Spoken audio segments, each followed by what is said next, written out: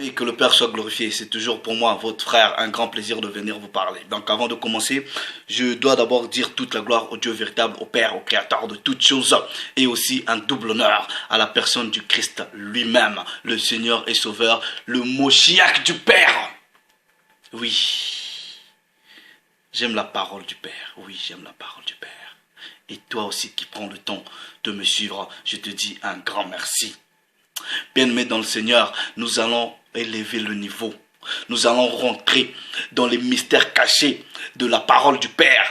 Parce qu'il est écrit dans Deutéronome 29, 29 que les choses qui sont cachées appartiennent au Père, au Créateur, au Dieu véritable lui-même.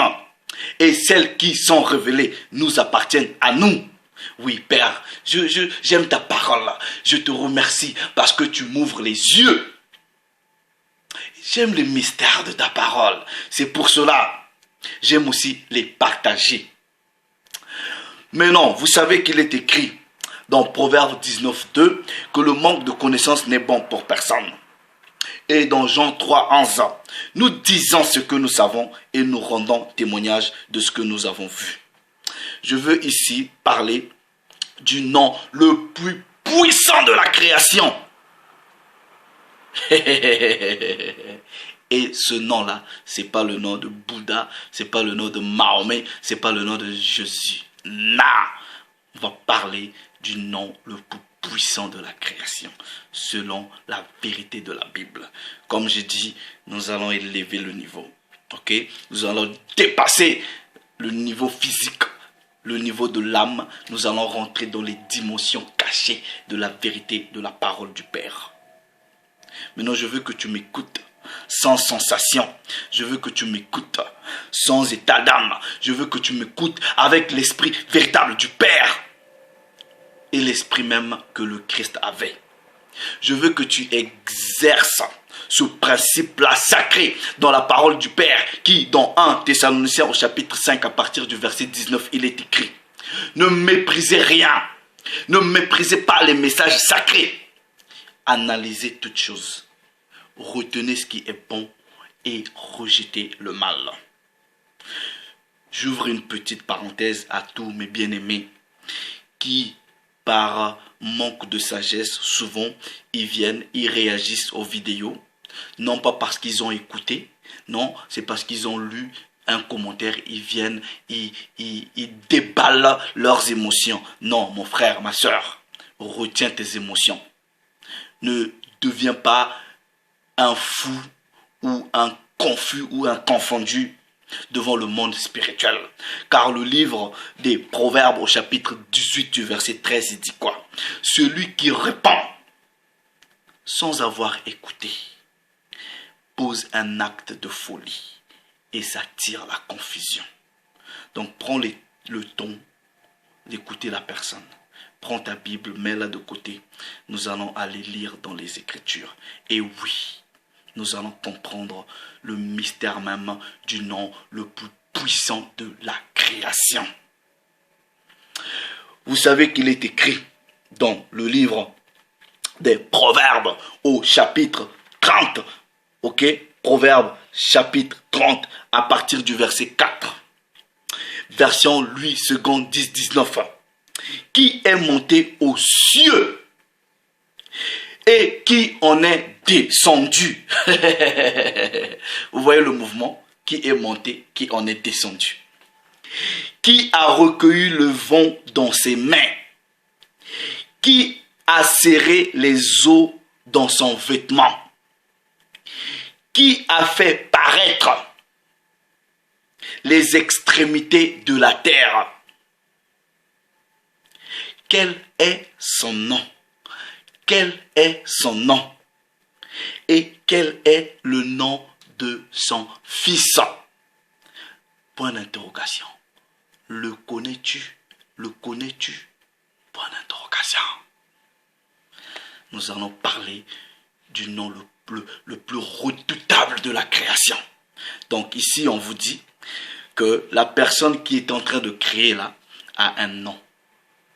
Et son fils aussi a un nom. Quel est le nom le plus puissant qui a créé toutes choses, qui est à la base de toutes choses. C'est ce que nous allons découvrir. Actes des apôtres. Actes des apôtres au chapitre 2, je pense, du verset 21. Il est écrit, Bible lue seconde toujours, 10-19, il est écrit, car quiconque invoquera le nom du Seigneur sera sauvé. Donc, ça veut dire quoi? Si vous n'invoquez pas le nom du Seigneur, vous ne pouvez pas être sauvé. Et d'ailleurs, en invoquant le nom du Seigneur, vous devrez invoquer le vrai nom pour être sauvé. Si vous invoquez un faux nom, vous ne pouvez pas être sauvé.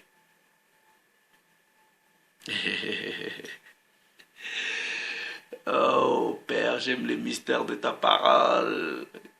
J'aime ce jour-là, quand dans ta préscience, dans ta divine volonté, tu as décidé de m'enlever le joug de la religion qui me tenait captif. Tu as dit, vis ma parole selon la liberté qui vient avec. Et tu m'as fait tomber les écailles de mes yeux et les tampons qui bouchaient mes oreilles. Oui, Père, je me rappelle encore de ce jour. Maintenant, acte des apôtres au chapitre 4 du verset 12, il est écrit, il n'y a de salut en aucun autre, car il y a sous le ciel, le ciel est là, sous le ciel, donc on parle de la terre, aucun autre nom, ok, qui a fait quoi?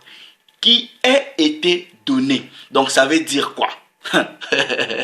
Jusqu'au moment où, c'est-à-dire de la création, jusqu'au moment où ces paroles-là sont en train d'être écrites, il n'y avait personne qui portait le nom par lequel les gens devraient être sauvés. Il n'y a de salut en aucun autre, car il n'y a sous le ciel aucun autre nom qui ait été donné parmi les hommes par lequel nous devrions être sauvés. Maintenant, je dis ceci. Vous allez me dire que oui, ce nom-là, c'est Jésus. Ok? Voilà. Maintenant, la parole vous dit dans Actes chapitre 2, verset 21. Quiconque invoquera le nom du Seigneur sera sauvé. Et ici, on vous dit que à personne sur la terre, sous le ciel, n'a été donné un nom pour lequel les gens doivent être sauvés. Maintenant, je n'ai même pas envie de rentrer dans ces détails-là. Tout simplement, vous savez que le nom, le vocable ou le nom Jésus qu'on utilise aujourd'hui, c'est un nom trafiqué qui représente rien. Ok? Maintenant, vous savez, tous les noms, en tout cas la plupart des noms en hébreu, ont une signification. Et la traduction du mot Jésus actuellement n'a aucune signification. Mais là n'est pas le sujet. Nous allons parler du nom supérieur. Maintenant, vous allez voir. Livre de Jean au chapitre 1er. Au commencement était la parole. Au commencement était la parole. Et la parole était avec Dieu. Au commencement était la parole. Et la parole était avec Dieu. Je descends à partir du verset 14. Et la parole a été faite chair. Et elle a habité parmi les hommes, pleine de grâce et de vérité. Et nous avons contemplé sa gloire, une gloire comme la gloire du Fils unique venu du Père. Est-ce que quelqu'un est en train de comprendre où je suis en train de partir là? Mais non. On vous dit que toute chose, quand vous lisez bien, a été faite par la parole. Et dans Proverbe 30, on vous dit quoi? Quand cette entité-là plaçait les limites, il créait toutes choses. Il n'était pas seul. Il était avec un fils. Est-ce que vous connaissez son nom et le nom de son fils? Mais non.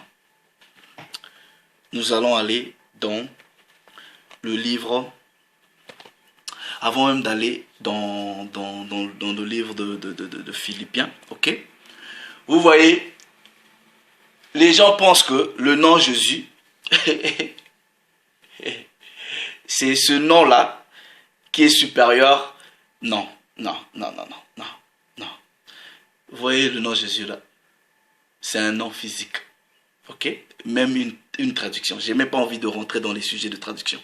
Pourquoi? Parce que le nom Jésus, plusieurs personnes, avant même que le Christ n'arrive, avaient ce nom-là Jésus.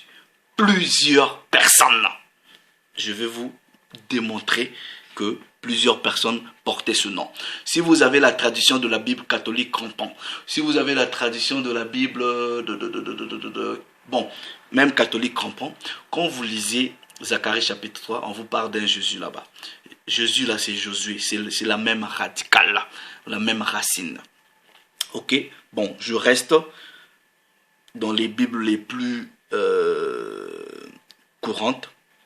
Luc chapitre 3, ok, Luc chapitre 3, ok, à partir du verset,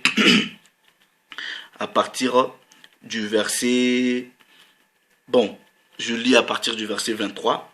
Jésus avait environ 30 ans lorsqu'il commença son ministère, étant, comme on le croyait, fils de Joseph, fils d'Élie, fils de Mattha, fils de Lévi, fils de Melchi, fils de Jamaï, fils de Joseph, fils de Mattathias, fils d'Amos, fils de Nahum, fils d'Esli, fils de Nagaï, fils de Matt, fils de Mattathias, fils de Séméi, fils de Josèche, fils de Joda, fils de Johanna, fils de Ressa, fils de Zorobabel, fils de Salatiel, fils de Néri, fils de Melchi, fils d'Adi, fils de Kosam, fils d'Elmadam, fils d'Er. Verset 29, on vous dit quoi?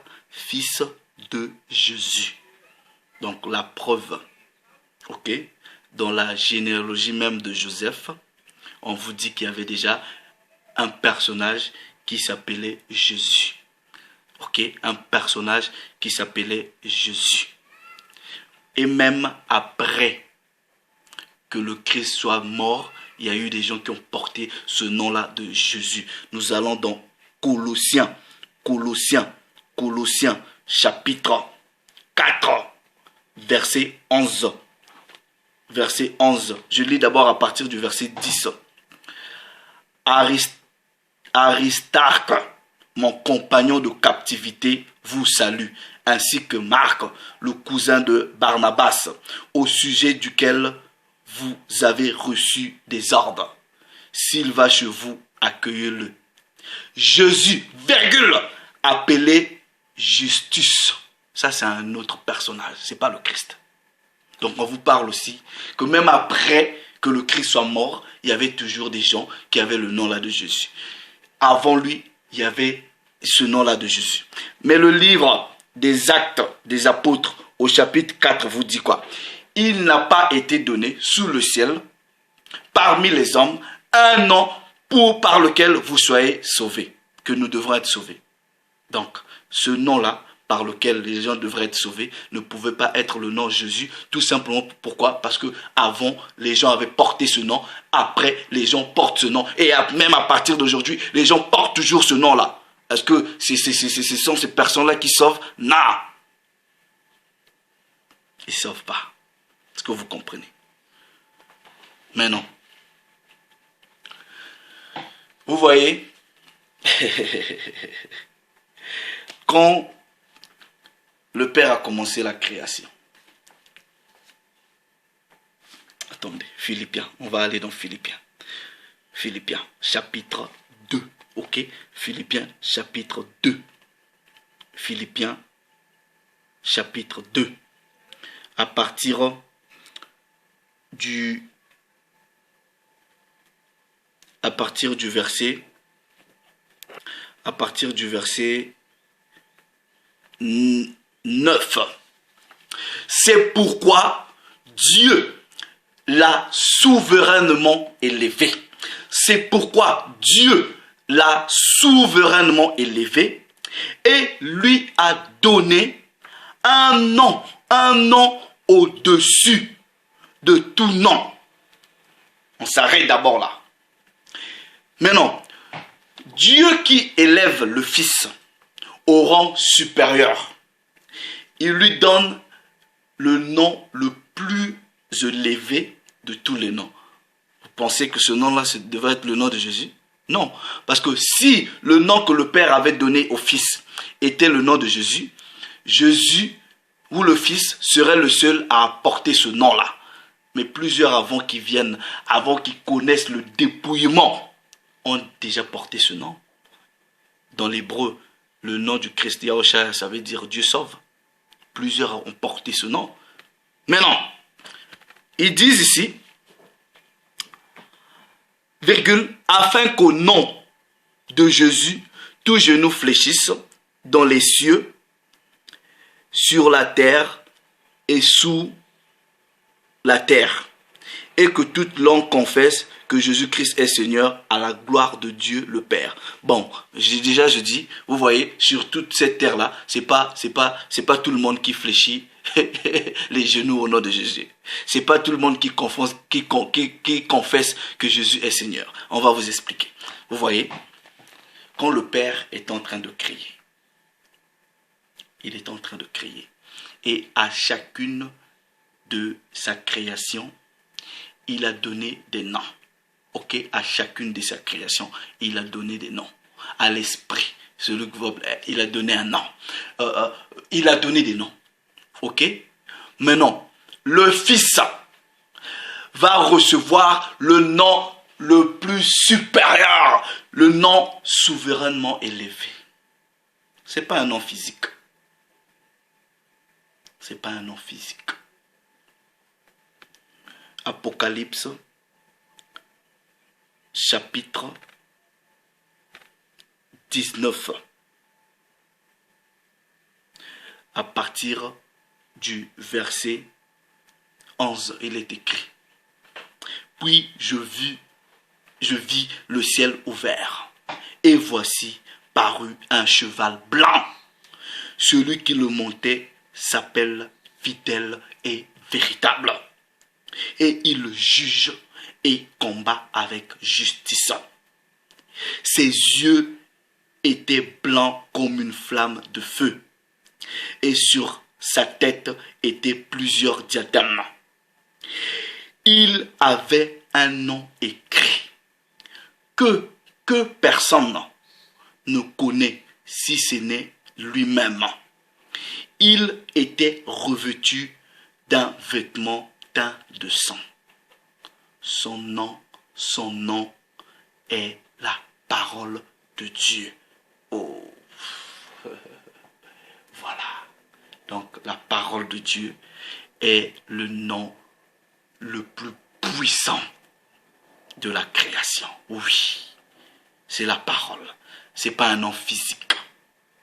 C'est pour cela le Fils qui porte à ce nom-là. Parce que vous voyez, le Fils, dans la dimension spirituelle, le Père l'appelle, ma parole va régler tel problème. Oui, c'est le nom le plus supérieur.